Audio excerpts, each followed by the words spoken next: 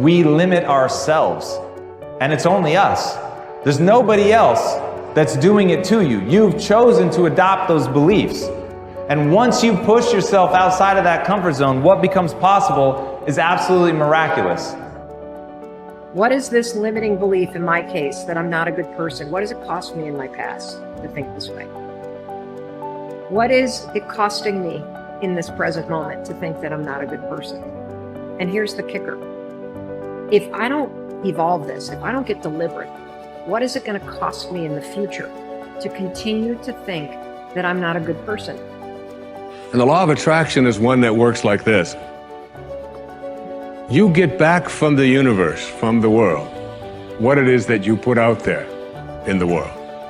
And if you're putting out there into the world that I am not worthy of attracting something beautiful into my life, that the universe will respond back to you with exactly that message. If I'm lying to you about who I am, or I'm lying to you about whatever, there's no starting point. There's a false reality. You have to create the real reality. It would be better for you to act towards an end that makes everything that's good better. That's the best way to live, to make everything that's good better. And maybe to restrict the development of everything that's malevolent and evil within yourself and in the broader world, insofar as you're able to do that. And so I think that's an expression of love, is that because when you love something, you care for it. And the proper attitude towards being, I think, is care. The best thing about life is tomorrow never happens. Yes? If you just know how to deal with what's now, you know how to deal with your entire life. This moment, if you know how to manage your thought, your emotion and your body, rest drama outside happens. But if this is like this will be joyful and wonderful no matter what's the drama around you. Yes? Oh, what if this happens, what if that happens? Yes, all those things can happen. But you came here to experience life, not to avoid life, isn't it? This is about being able to think like a champion, know what goes on in their heads, understand how you can relate it to your business and whatever you do to take yourself to the next level. And I'll tell you, if you fight with all you have, more often than not, you won't go down at all. You will win. But you have to make that attitude a part of your everyday life. Do the extra repetition. Run the extra mile. Go the extra round. Make the right choices. Give the full measure.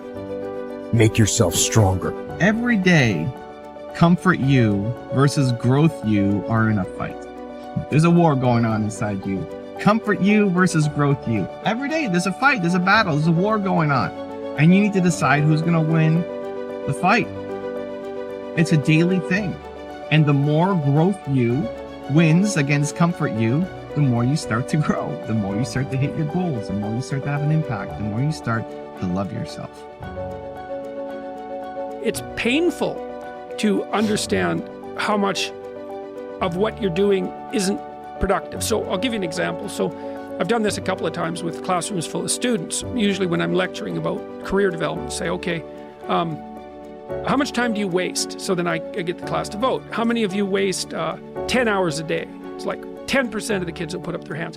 And it's interesting because I don't define what constitutes waste.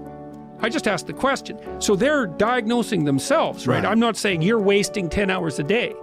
I'm just asking. It's like, given your own attitude, how much time are you wasting? 10 hours a day. It's like 10% of the people put up their hands. Well, when you get to like 6 hours a day, 80% of the people put up their hands.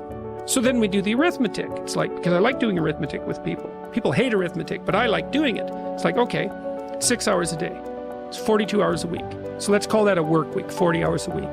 So that's a work week. Let's say, what's your time worth? You're a university student. Well, it's certainly worth minimum wage, because obviously, but it's worth way more than that, because if you spend a productive hour when you're 20, then you gain the benefits of that hour for the rest of your life. So there's the compounding effect of time spent when we were young. So I say, well, let's assume your time's worth $50 an hour, which I think is an underestimate, but whatever, let's call it 50. We can call it 25, but we'll call it 50. That's $2,000 a week you're wasting. It's $100,000 a year. It's like, how much better would your life be if you weren't wasting $100,000 a year? It's like, what is that over 40 years? $4 million. It's like, you're rich. You don't even know it. Quit wasting time. By your own definition. It's like people shake their heads. Well, I never thought about it that way. It's like, yeah, think about it that way. Don't waste your damn life. I know I'm a weak man. I know that I have sinned. I know that I am not perfect.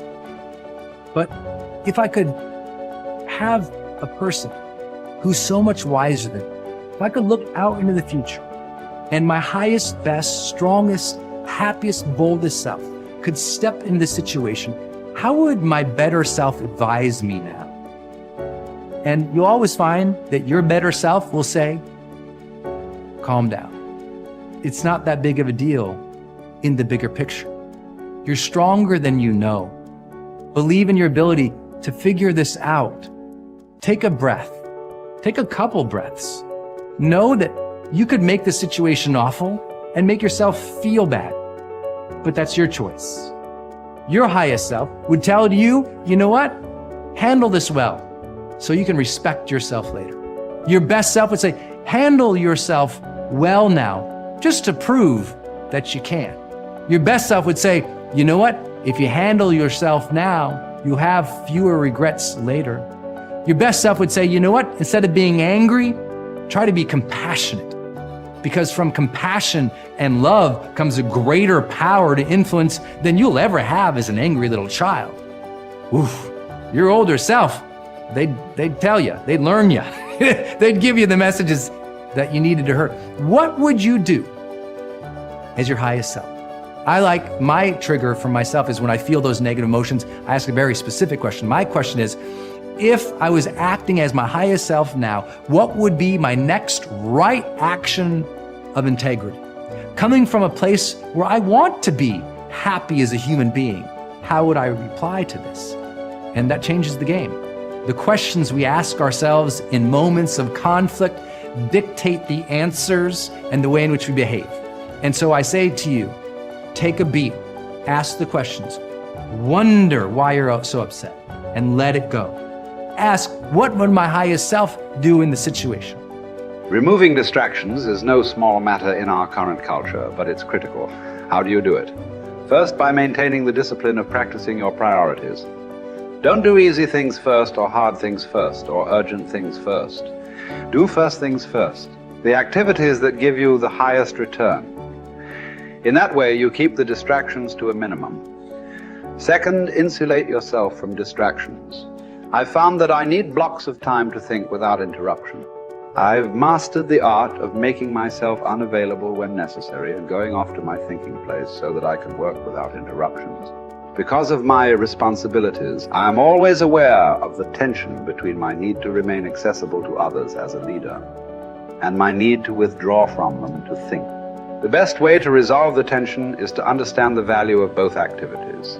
Walking slowly through the crowd allows me to connect with people and know their needs. Withdrawing from the crowd allows me to think of ways to add value to them. My advice to you is to place value on and give attention to both. If you naturally withdraw, then make sure to get out among people more often. If you're always on the go and rarely withdraw for thinking time, then remove yourself periodically so that you can unleash the potential of focused thinking. And wherever you are, be there. Once you have a place to think, you need the time to think. Because of the fast pace of our culture, people tend to multitask. But that's not always a good idea. Switching from task to task can cost you up to 40% efficiency.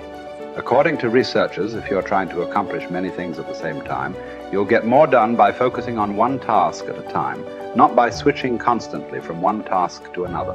Ralph Waldo Emerson, the great transcendental thinker, believed concentration is the secret of strength in politics, in war, in trade, in short, in all management of human affairs. To help me concentrate on the things that matter, I work to keep important items before me. One way is to ask my assistant to keep bringing it up, asking me about it, giving me additional information in reference to it.